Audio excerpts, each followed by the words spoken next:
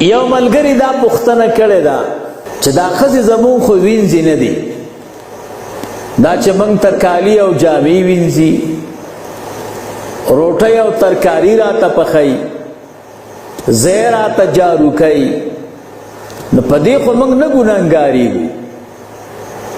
محترمو دلته مسلې دوه دي، یوه مسله د قضا ده او یو مسله ده د دیانت او د دیندارۍ.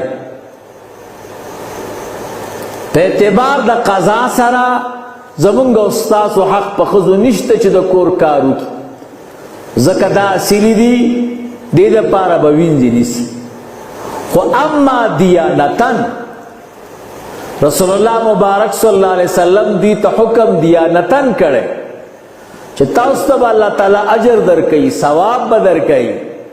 ستاسو کار دا دی چې د کور څومره کار دی دې نه به د خپل خاوند او میړه فارغ ساتئ، دا به تاسو کوئ.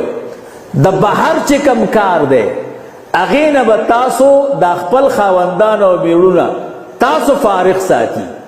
نو د سړیو کار به د کور نه بهري او د ښځو کار به کور کې داخلي. دې دپاره دا شامیده او پنځم جلد دی، صفحه ده 43.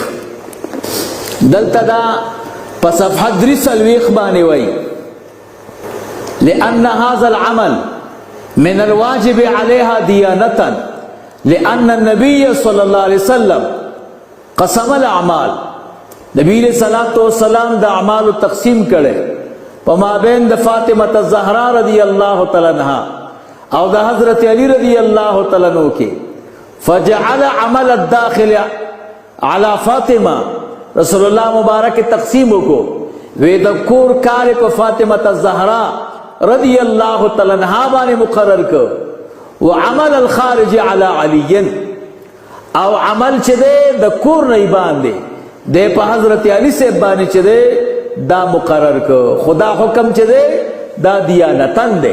رسول الله مبارک صلی الله علیه وسلم د خپل لور مبارک او د خپل زوم مبارک په متعلق داسې فیصله کړې ده.